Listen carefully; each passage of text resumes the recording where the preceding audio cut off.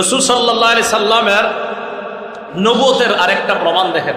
ইমাম সাহেব যখন সামনে দাঁড়ায়, পিছনে যারা মুসল্লি আছেন তারা কি এই মুসল্লিদেরকে কি ইমাম সাহেব সামনে দাঁড়ায় দেখতে পায়? পিছনে মুসল্লিদেরকে সবাই বলেন দেখে।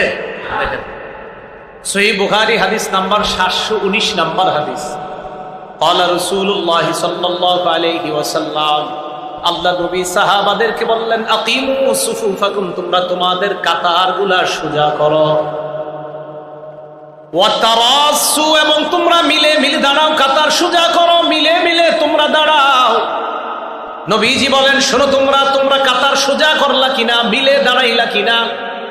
আমি কিন্তু তোমাদেরকে দেখি, ইন্নী লারাকুম মিন ওয়ারাই, আমি আমার পিছন থেকেও তোমাদেরকে দেখতে পাই। পিছন থেকে তোমাদেরকে। ইমাম নববী রাহমাতুল্লাহি আলাইহি বলেন, আল্লাহ পাক রব্বুল আলামিন আল্লাহর নবীর এই জায়গায় খালাকা লাহু ইদরাকা, এই জায়গায় একটা অনুভূতি শক্তি দিয়েছেন। সামনে থেকে নবী যেমন দেখতে পাইতেন, এই পিছন থেকে নবী স্পষ্ট সামনের দেখার মতো পিছনেও দেখতে পাইতেন। ইদরাকা, এটা আল্লাহ রসুলের আলাদা বৈশিষ্ট্য। তাহলে উনি শ্রেষ্ঠ নবী, আরেকটা প্রমাণ পাইলাম, উনি নবী সাল্লাল্লাহু আলাইহি ওয়াসাল্লাম। সহিহ বুখারীর আরেকটা বর্ণনা 741 নাম্বার হাদিস। রাসূল সাল্লাল্লাহু আলাইহি ওয়াসাল্লাম সাহাবাদেরকে বলেন, ও সাহাবাদের দল, হাল তারাউনা কিবলাতি হাহুনা, তোমরা কি মনে করো আমি যখন সামনে দাঁড়াই সামনে আমার কিবলা?